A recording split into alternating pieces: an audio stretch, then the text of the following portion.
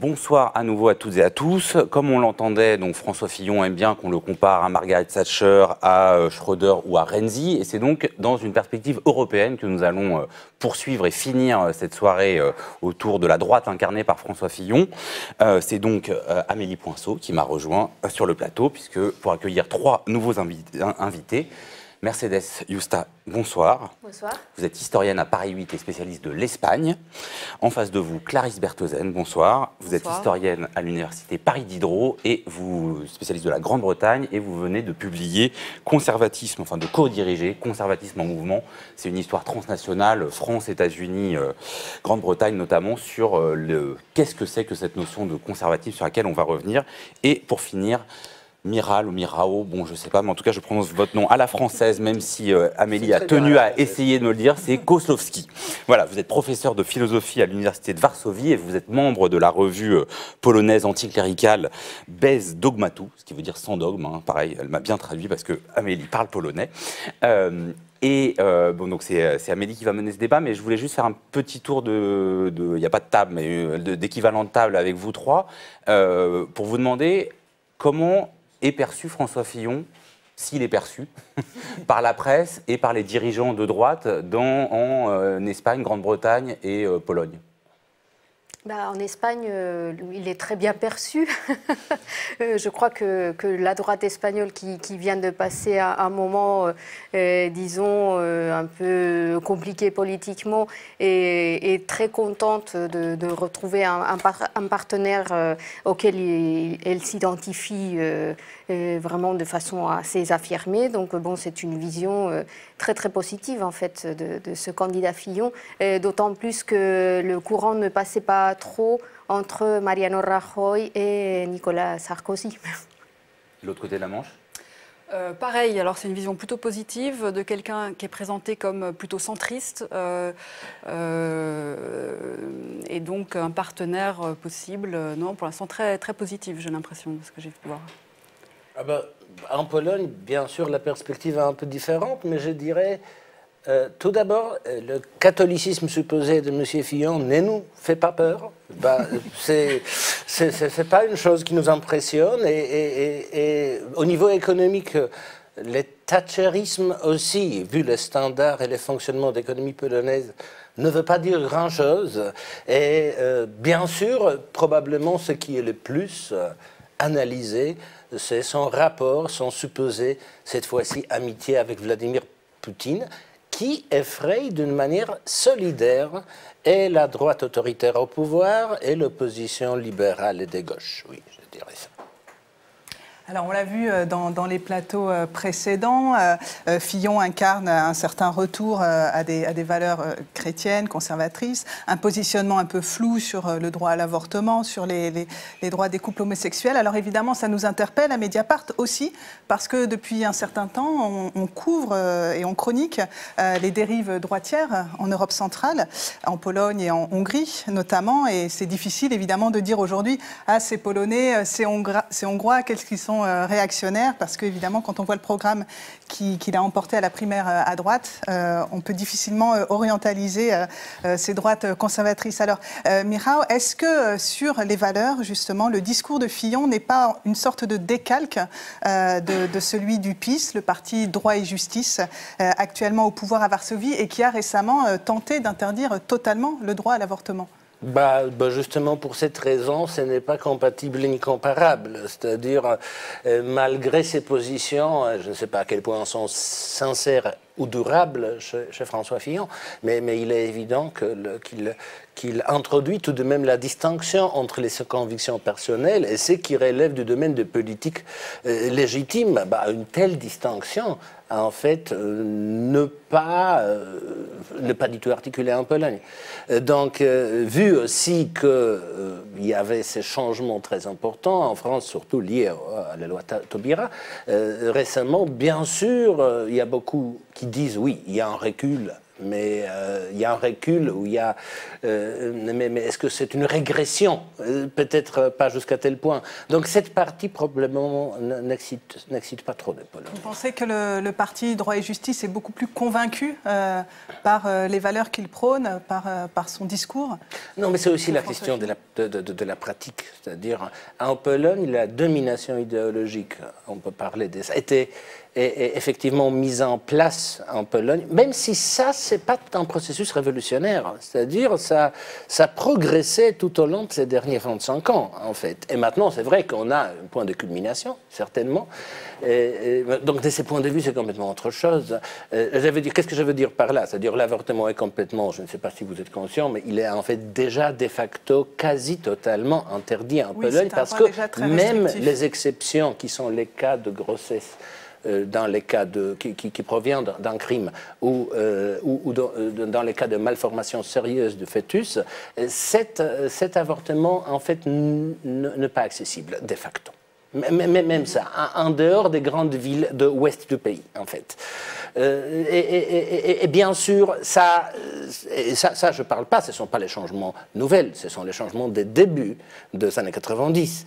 Donc, bien sûr, maintenant à essayer de poursuivre l'interdiction totale qui, vu le nombre d'avortements légaux qui est infime, une centaine, en tout cas, c'était échelle de grandeur, là, bien sûr, ça n'aurait pas changé grand-chose, mais pourtant, ça a provoqué la résistance par les bas de la part des femmes qui a fait reculer le gouvernement pour l'instant. Donc, je crois qu'il y a une vraie détermination dans au moins une fraction de notre camp au pouvoir pour faire passer tous ces changements. Ça concerne aussi l'éducation sexuelle à l'école, accès à la contraception, accès aux soins, en gros, en ce qui concerne les femmes, bien sûr. Ouais. Alors, en Espagne, Mercedes Justa, le Parti populaire actuellement au pouvoir, donc, comme on le sait, c'est un gouvernement qui est quand même minoritaire, hein, il faut le rappeler. C'est un parti également très conservateur sur les questions familiales et le droit à l'avortement. Mariano Rajoy, pourtant, qui est en fonction depuis 2011, n'est pas le plus offensif sur la question. En revanche, dans son entourage et au sein du Parti populaire, il y a eu des tentatives également d'interdire complètement l'avortement, comme en Pologne, ou de revenir sur le mariage homosexuel qui est autorisé quand même depuis plus de 10 ans en Espagne. Oui, en fait, il ne s'agissait pas... Effectivement, il y a eu... Mariano Rajoy, il est toujours un petit peu en retrait sur ces questions. Il laisse faire effectivement son entourage et en particulier, c'est l'événement qui a été quand même très important par rapport à ces problématiques-là, ça a été la tentative de faire approuver une nouvelle loi pour réguler l'accès à l'avortement en 2014, menée par le ministre de la Justice, Alberto Ruiz Gallardón, qui, sans revenir complètement sur le droit à l'avortement, était extrêmement restrictive. En fait, le premier texte de loi, la première proposition de loi, ne laissait que 2 possibilités pour accéder légalement à l'avortement. C'était dans le cas d'un viol et dans le cas d'un danger imminent pour la mère. Le cas de malformation n'était même pas contemplé dans la première mouture de la loi. Encore pire que la situation polonaise. Donc, il y a eu une levée de bouclier assez générale, non seulement du mouvement féministe qui s'est mobilisé vraiment de façon très, très importante, mais même du corps médical qui a publié même des lettres ouvertes dans la presse pour dire que c'était un non-sens et que c'était même pas tenable d'un point de vue économique. Parce que je pense qu'il faut coupler ça aussi avec des politiques sociales extrêmement restrictives. Un essai de démanteler toute la politique sociale en fait, qui avait été menée par le gouvernement socialiste de José Luis Zapatero, entre autres une loi qui s'appelle la loi de dépendance qui donnait des aides très importantes aux familles pour qu'elles puissent s'occuper des membres de la famille qui avaient des graves problèmes de santé, des handicaps, etc. Donc cette loi avec le gouvernement du Parti populaire avait été déjà assez amputée surtout au niveau de son financement. Et donc, quand on mettait les deux choses l'une à côté de l'autre, bon, c'était vraiment un peu trop. Donc effectivement, mais c'est vrai que les choses se posent autrement en Espagne, même si ces questions sont quand même très prenantes. Mais en fait, le discours de Gallardón, du ministre, c'était assez intéressant à analyser parce qu'il disait le faire justement pour protéger les femmes de la violence que supposait l'avortement. Et tout est un peu à l'avenant. Clarisse Bertheusen, comment est-ce qu'on explique sur ces questions la singularité de l'exemple du Royaume-Uni où c'est un gouvernement conservateur qui a fait passer le mariage du même sexe et où alors que c'est la Grande-Bretagne est le berceau du conservatisme et qu'en France, par exemple, même François Fillon dit non, moi je ne suis pas conservateur parce que je veux tout changer. On sait bien qu'il n'y a pas les mêmes connotations, mais on a l'impression qu'il n'y a pas non plus du tout le même rapport ni Enfin, à la fois, il y a un rapport très important à la religion et en même temps, pas forcément à ce qu'on entend, nous, par les valeurs portées par la religion. Oui, tout à fait. Je pense que c'était un point important, c'est-à-dire que le conservatisme britannique est effectivement fondé sur la religion, et la religion est un des points fondamentaux du conservatisme, et d'ailleurs plus généralement de la Grande-Bretagne, puisqu'il y a une église d'État, l'église anglicane, qu'il y a des évêques qui siègent à la Chambre des Lords, il y a 26 évêques qui siègent à la Chambre des Lords et qui parlent régulièrement, et d'ailleurs qui jouent un contrepoint souvent quand ils pensent que le gouvernement est trop libéral, par exemple. Et je pense que paradoxalement, la Grande-Bretagne est une société très sécularisée, justement, qui accepte... alors on l'a vu, par exemple, sur tous les épisodes autour en France du voile, du burkini, etc., sont très... totalement incompris en Grande-Bretagne. Au contraire, il y a vraiment cette idée... Enfin, la laïcité est un concept incompris d'une manière générale. Au contraire, on le voit... On l'a vu, il y a eu un débat récemment sur les forces de police écossaises et sur le port du hijab par les musulmanes. Et justement, l'idée qu'il fallait absolument accepter ça, que c'était déjà le cas pour la police londonienne, que les Sikhs portaient depuis 1950 le turban, etc. Donc toutes ces questions de religion sont posées, il me semble, dans des termes très différents de ceux qu'on voit en France. Et alors sur les questions d'avortement et de mariage pour tous... oui, l'avortement n'est pas du tout remis en cause, enfin pas du tout. Il y a éventuellement une minorité, je veux dire, de la population qui éventuellement parle, mais enfin c'est absolument pas remis en question. Au contraire, Margaret Thatcher, pour le coup, avait dans un débat à la Chambre des communes justement défendu au contraire le fait de l'avortement. Alors j'ai plus en tête de combien de semaines, mais au bout de beaucoup plus de semaines que c'est le cas en France. Donc on n'est pas du tout pareil dans les mêmes débats. Et sur le mariage des couples de même sexe, c'est pas que ce soit passé comme une lettre à la poste, mais enfin c'est passé au Parlement, il n'y a pas eu un débat comme en France, et ça n'a pas divisé de manière aussi profonde la France. Donc effectivement, c'est un modèle très différent où la religion est à la fois d'une certaine manière très présente, puisque il y a cette église d'État et que la reine... doit protéger justement cette église d'État, etc. Mais c'est une religion modérée, c'est une église anglicane modérée, favorable au mariage homosexuel. Voilà, donc je pense que c'est... Oui, je pense que c'est un point important. Alors, ce retour aux valeurs conservatrices ne touche pas évidemment seulement la famille, le statut des femmes, le droit à l'avortement, les droits des homosexuels. Ça s'accompagne aussi dans plusieurs pays de la mise en œuvre d'un récit national, d'une certaine vision héroïsante du passé. C'est en tout cas ce qui ressort en partie du programme et des discours de François Fillon. En France, évidemment, ça fait référence à l'histoire du colonialisme, par exemple, comment on gère ce passé-là, comment on le raconte. En Pologne, Michał Kozłowski, c'est aussi très très présent, voire omniprésent dans la politique du PiS. Pouvez-vous nous expliquer en fait quelle est sa vision qu'il véhicule et comment très vite, à partir du moment où il est arrivé au pouvoir l'année dernière, comment il a mis en place une sorte de relecture du passé? Oui, il faut aussi comprendre que le PiS est en partie plus ancien que la récente vague d'extrême droite, non? Donc, en fait, c'est assez intéressant parce que, en fait, toutes les structures discursives, toutes les diagnostics de choses, s'appliquaient initialement à un nomenclatura post-communiste. Il était anticommuniste. Aujourd'hui, la même structure s'applique à toute l'élite mondiale libérale. Ce sont les mêmes gens comme le vieux apparatchik, les mêmes types de raisonnement. Mais la chose identitaire, quand elle a apparu, à mon avis, d'une manière, elle était toujours présente, Mais quand elle a commencé à dominer à un moment donné très spécifique, et c'était le début de crise des réfugiés. Et en quelque sorte, c'était imposé à PiS par les bas. Soyons francs. Ils ont pris les vents en poupe parce que les vents étaient là. Et c'était surtout de la part des jeunes Polonais qui, dans les dernières élections, les jeunes hommes polonais de moins de 25 ans ont voté pour les trois partis d'extrême droite à 75%. Il faut comprendre l'échelle, probablement de jamais vue dans l'histoire du monde, en fait. Et qu'est-ce qui est la chose la plus précieuse pour cette génération, visiblement, et ce qui est maintenant articulé politiquement? C'est une pureté, homogénéité et pureté ethnico-culturelle ou religieuse du pays.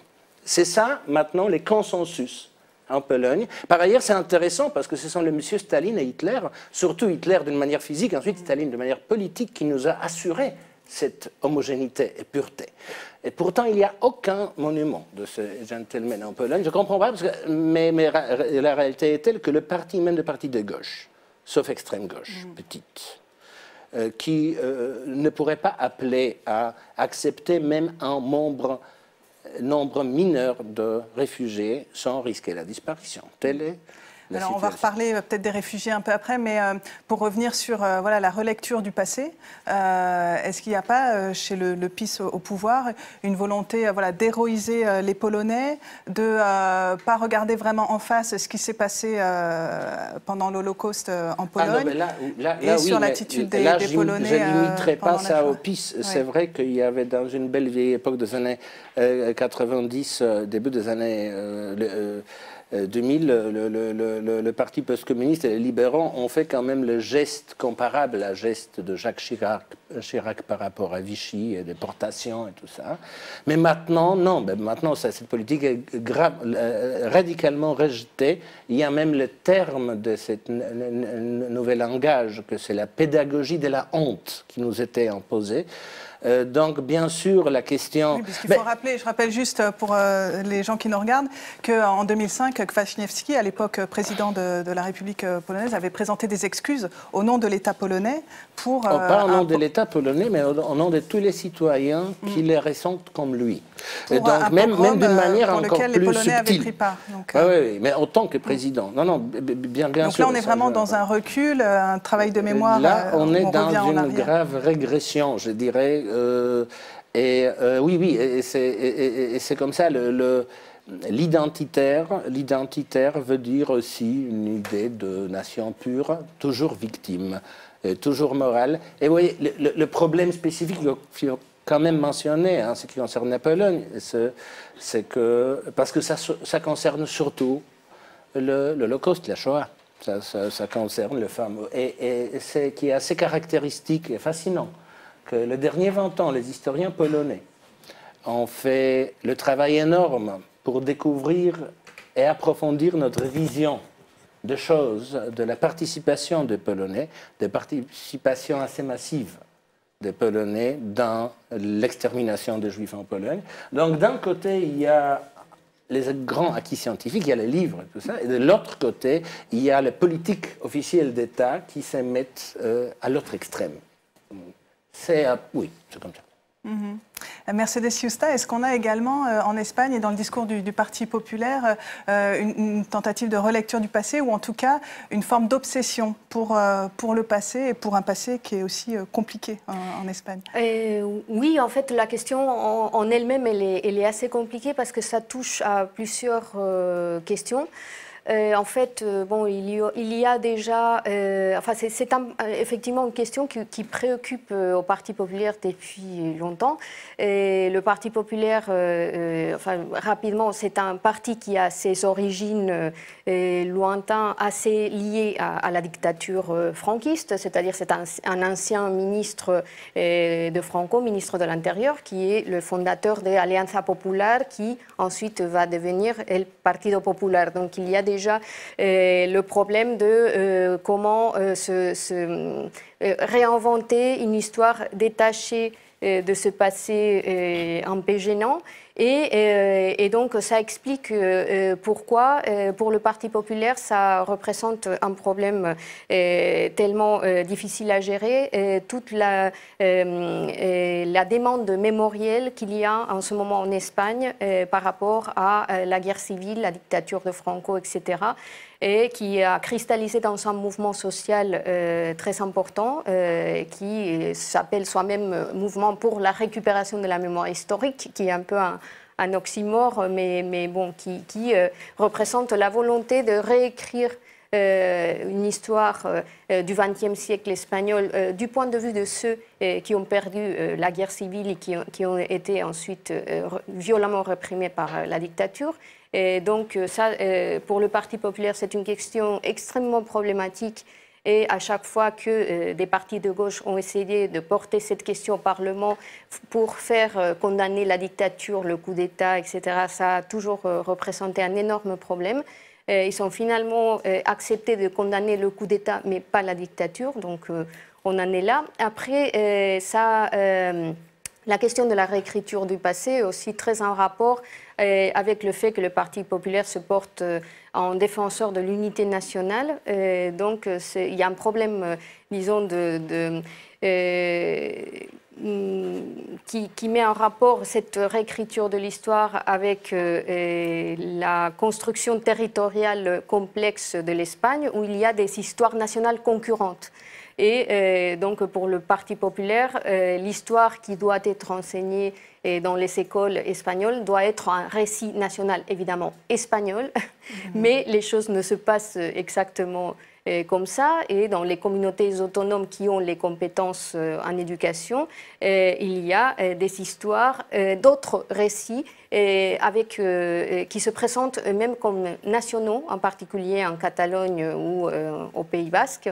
Et donc, depuis les années 90, il y a une forte polémique autour de cette question de l'enseignement de l'histoire, de l'écriture de l'histoire et de la revendication d'un récit national espagnol qui est concurrencé par d'autres récits nationaux, catalans, basques, etc. Sur la Grande-Bretagne, double petite question. En France, on voit bien que la question du roman national, le point principal de crispation, c'est sur l'histoire coloniale. Est-ce qu'il y a quelque chose d'équivalent sur l'histoire et la mémoire impériale en Grande-Bretagne? Et deuxième question, est-ce que cette interrogation, enfin cette mise en scène du récit national, du roman national, c'est quelque chose, c'est l'apanage du Parti conservateur ou est-ce qu'on l'a aussi chez les travaillistes? Oui, merci. C'est une question intéressante. Justement, je pense que du point de vue conservateur, c'est une question ancienne. Ce débat sur l'écriture de l'histoire est un débat qui court tout au long du XXe siècle et qui est effectivement en rivalité avec le parti libéral d'abord, travailliste ensuite, enfin les deux partis. Et il y a toujours eu une tentative d'écrire une histoire conservatrice de la Grande-Bretagne. On le voit très bien, notamment dans les années 30, au moment où le droit de vote devient universel. Et il y a vraiment cette idée de convaincre l'électorat par l'histoire. Et on comprend très bien que l'histoire est un des outils, justement, destiné à convaincre notamment donc, le nouvel électorat, les classes populaires, les femmes. Et il me semble que ce débat autour de l'histoire, on le voit très bien encore plus récemment, enfin, sur l'histoire de la Seconde Guerre mondiale, justement, et la mythologie, en quelque sorte, de 40, de l'idée que l'Angleterre est seule face au monde, etc., qui a été beaucoup évoquée là, au moment du Brexit. On a été sauver l'Europe des milliards de fois, cette fois-ci, enfin tout seul. Et ça, il me semble que ça fait référence justement à la manière dont l'histoire s'est écrite, qui ne fait pas la part belle à l'histoire européenne, mais au contraire à l'histoire de l'Empire. L'histoire européenne est très peu étudiée et c'est toujours l'histoire en gros de la France qui cherche à en gros étouffer l'Allemagne et c'est toujours comme ça que c'est présenté. C'est par rapport à la manière dont c'est enseigné en France comme un idéal, ça c'est quand même très différent. Un petit exemple aussi, on enseigne par exemple la défaite de Dunkerque en France et la victoire de Dunkerque en Grande-Bretagne alors qu'on est alliés dans ce moment-là. Donc c'est juste pour dire que justement l'histoire s'écrit vraiment de manière très différente. et que c'est un sujet de débat dont les conservateurs s'emparent, sont constamment en train de réfléchir justement à la manière d'enseigner ça, évidemment lié à la question très importante d'identité nationale et d'appartenance nationale, et donc de fierté plutôt de l'Empire que de l'Europe, justement. Là, il y a vraiment clairement une manière d'enseigner l'Europe et l'Empire qui est très différente. Oui. On va rester encore un petit peu sur le Royaume-Uni, mais cette fois pour aborder un autre chapitre, la partie économique et sociale, disons. On a vu justement que François Fillon se référait à Thatcher. Alors là, il apparaît qu'il se trouve plutôt à rebours, en réalité, de ce que propose aujourd'hui Theresa May, la première ministre britannique, qui a été nommée donc, après le référendum en faveur du Brexit, et qui défend précisément le retour à un certain interventionnisme de l'État. On a vu la semaine dernière, dans un budget qui a été proposé à la Chambre des communes, que le gouvernement britannique serait favorable à une relance des investissements publics, à une hausse du SMIC. Est-ce que c'est effectivement un retour à l'avant Thatcher? Est-ce que c'est une rupture totale avec les années Thatcher que présente Theresa May? Oui, alors on a beaucoup comparé effectivement au départ Theresa May à Margaret Thatcher, et évidemment ce sont les deux premières ministres conservatrices que la Grande-Bretagne ait eues, deux femmes, etc. Mais, et d'ailleurs dans leur parti, elles ont été appelées, décrites comme des bloody difficult women, donc des femmes sacrément difficiles. Donc ça c'est sur justement le côté féminin, on pourra éventuellement en parler. Mais en réalité, Theresa May cherche depuis le départ effectivement à se distancier de Margaret Thatcher et a proposé un programme très loin justement et plutôt en contradiction avec les 30 dernières années, 30 années de libéralisme. Mais là, je veux juste dire qu'il me semble que l'échiquier politique est quand même très différent en France et en Grande-Bretagne, et qu'effectivement le retour, enfin ce qu'on est en train d'essayer de voir comme un retour de l'État en Grande-Bretagne est quand même dans un contexte évidemment très très différent de celui de Margaret Thatcher quand elle arrive en 79. Mais alors donc Theresa May s'inscrit dans un conservatisme, oui, qui me semble très différent, qu'elle appelle un conservatisme One Nation, c'est-à-dire un conservatisme à visage social. Ça fait référence en fait à Disraeli au XIXe siècle, dans les années 1870, qui parlait d'un conservatisme justement qui rassemblerait les deux nations, les riches et les pauvres, dans une seule nation. Et il me semble que si on doit chercher une généalogie, on peut plutôt penser, alors donc pas à Margaret Thatcher, mais plutôt à un conservateur de la fin du 19e qui s'appelait Joseph Chamberlain, en fait le père de Neville Chamberlain, qui au départ était un libéral et qui est passé au Parti conservateur. Et ce qui est intéressant, c'est que justement lui il avait un programme radical du point de vue social, de redistribution des terres, très radical pour son parti, même pour le Parti libéral. Et un programme très protectionniste, donc justement un programme impérial. Et il me semble que... Je vous coupe parce que est-ce qu'il n'y a pas du coup une difficulté à comprendre cette généalogie, même si après voilà, on peut voir à quoi on fait référence, au sens où c'est ce que vous montrez dans votre livre sur les conservatismes en mouvement, la révolution conservatrice, c'est peut-être pas le conservatisme, et que Theresa May, d'une certaine manière, elle revient à un conservatisme d'avant la révolution conservatrice de Thatcher. Et du coup, est-ce que vous pouvez, est-ce que c'est vraiment, il faut différencier ces deux notions? Et dans ce cas-là, est-ce que quand vous entendez vous parler François Fillon, vous le placez du côté de la révolution conservatrice ou du conservatisme assez classique? Alors je pense que le terme justement révolution conservatrice, c'est vraiment l'oxymore qui témoigne des malentendus et autour du terme conservatisme, puisque justement le conservatisme tel qu'il est, en tout cas conçu en Grande-Bretagne, notamment depuis le 19e siècle, c'est plutôt l'idée au contraire d'un changement en douceur, graduel, contre les programmes, contre l'abstraction. La grande idée, c'est justement que c'est le conservatisme d'Edmund Burke contre la Révolution française. Donc, c'est son livre qu'il a écrit en 1790. Et la grande idée, c'est justement d'être contre les théoriciens, contre ce genre de programme.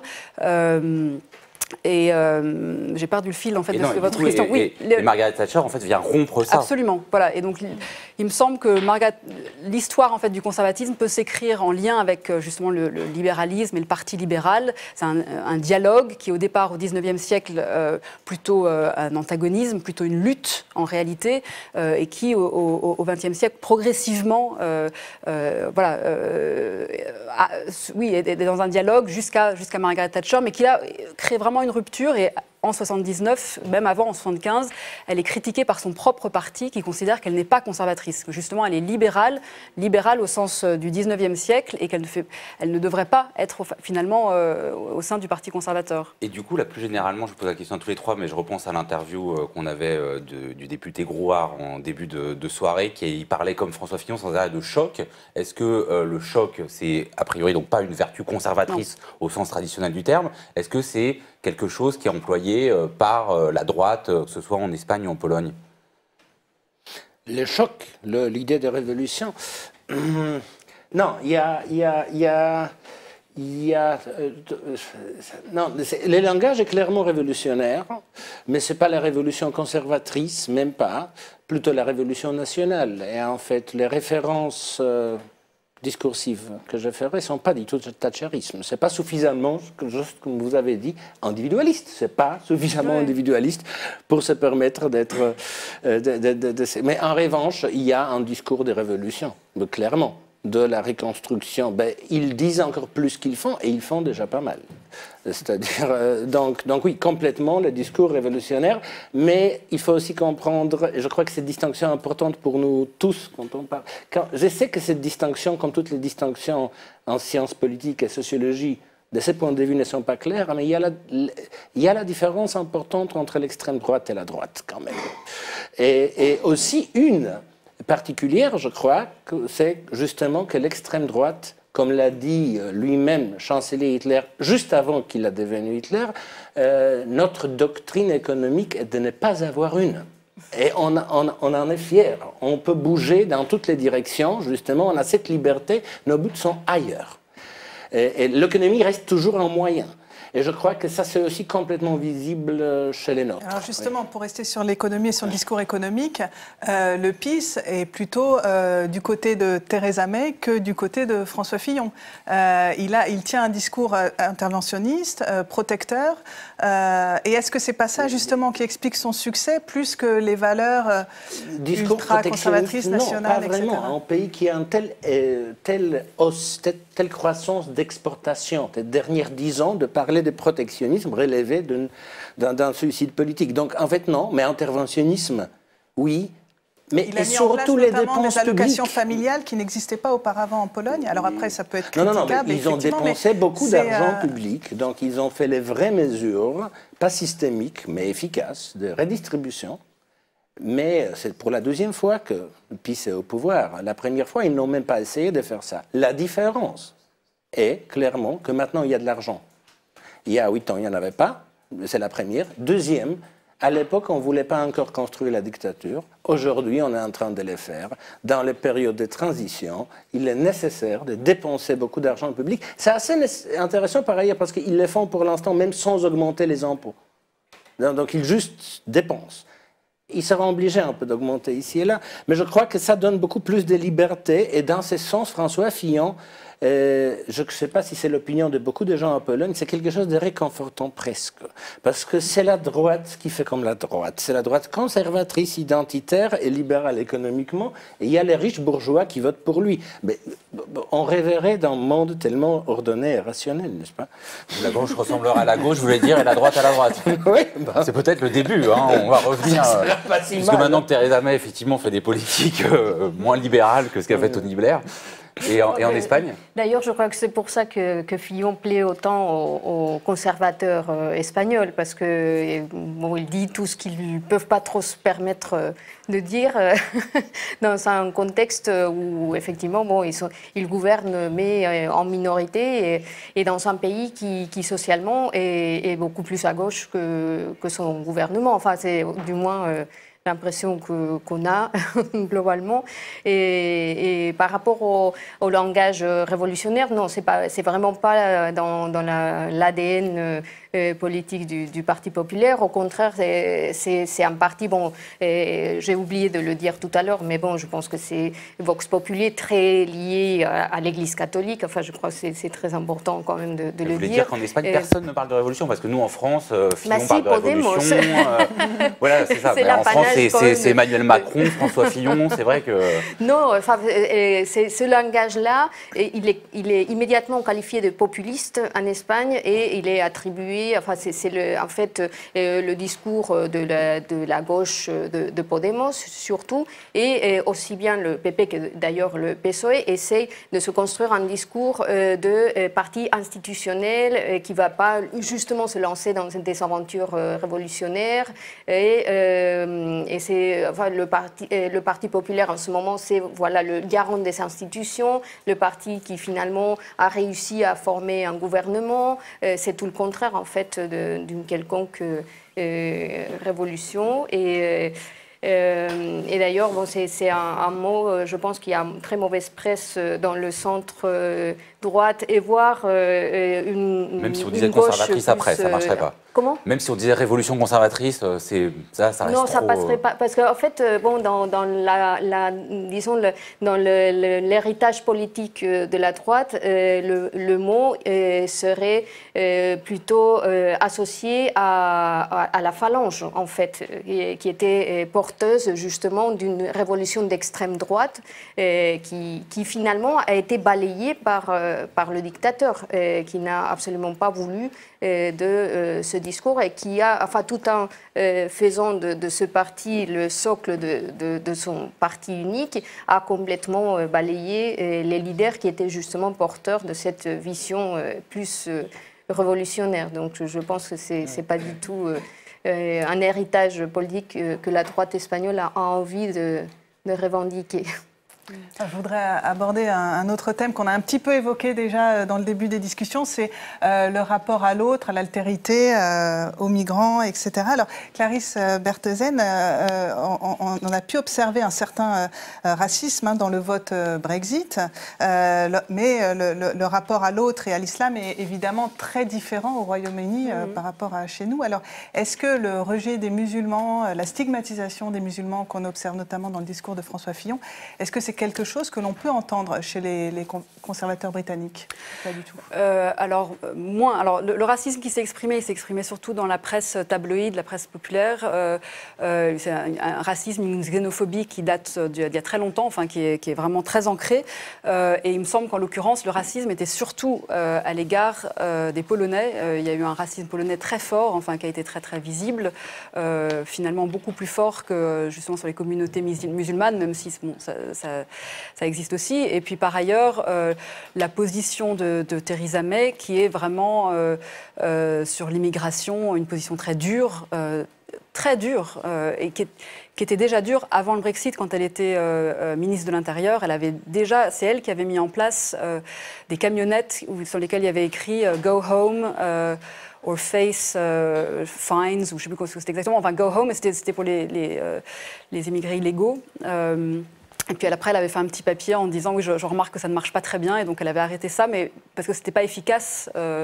Donc pour le coup, il y a une position quand même très dure du gouvernement là-dessus, même s'ils se défendent totalement de l'idée que ce soit fondé sur le racisme. Pour le coup, c'est vraiment au contraire l'idée d'être contre que l'immigration ne sert pas la Grande-Bretagne en ce moment. Là, c'est évidemment quelque chose qu'on retrouve en Pologne, en Hongrie, dans plusieurs pays d'Europe centrale, dans des pays où il n'y a pratiquement pas de musulmans. Oui, la Pologne est de ce point de vue, un cas idéal. Pour un scientifique en sciences sociales, c'est un échantillon pur. Parce qu'au moins, les Hongrois qui, non plus, ne reçoivent pas les migrants ni les réfugiés, parce que les pays à bas salaire les font très peu, sauf dans les circonstances très spécifiques. Mais en Pologne, il n'y avait même pas les immigrés et les réfugiés en passage. Donc il n'y avait pas du tout. Et pourtant, ça a complètement... Ce n'était pas un seul facteur, bien sûr, mais c'était un facteur qui a redéfini la scène électorale juste avant les élections l'année dernière, et avec une caractéristique qui est la plus inquiétante, je dirais, que la proportion, c'est-à-dire l'acceptation pour l'aide aux réfugiés est renversement proportionnelle à l'âge. Donc les jeunes sont les plus hostiles. Par ailleurs, pas les mêmes individus, mais ces mêmes jeunes qui ont déjà provoqué le Brexit, n'est-ce pas? Parce que c'est 1 million de jeunes polonais, ils ne sont pas tous jeunes, mais qui sont allés en Grande-Bretagne. Donc leurs collègues qui ont encore resté en Pologne ont justement décidé que la chose la plus précieuse et la seule chose que la Pologne peut offrir au monde, c'est sa fermeture absolue et complète. Mais bien sûr, c'est intenable dans l'Union européenne, donc la question, est-ce qu'il faut se retirer? Personne ne pose question sur les musulmans français. Imaginons un scénario dans lequel la Pologne va devenir très riche. Les gens vont pouvoir librement bouger en Pologne, non seulement de la Syrie ou l'Afghanistan, mais de l'autre pays de l'Union. Donc, en fait, c'est vrai que c'est complètement incompatible, parce que la position des Polonais, on ne veut pas de minorité du tout, en fait. Et ça, c'est particulièrement curieux, je dirais, dans le cas de peuple qui est le peuple historiquement migrateur, le peuple un des plus mobile de ce point de vue. Oui, et ça a fait, et la question qui était vraiment un socle de débat pendant les élections il y a 1 an et quelques, c'était cette question de 7500 individus que la Pologne devrait accepter. Ça a provoqué une résistance totale de l'opinion publique, mais toujours plus chez les jeunes que chez les plus âgés. Oui. Merci infiniment à tous les trois. Je vais vous demander de libérer ce plateau sur lequel, la semaine prochaine, vous retrouverez Yannick Jadot, le candidat EELV, à la présidentielle. Je vais rappeler à nos lecteurs que seuls nos lecteurs peuvent nous acheter, mais qu'il est important que donc ils nous achètent pour 11 € par mois ou pour 1 € pour 15 jours s'ils veulent simplement nous tester.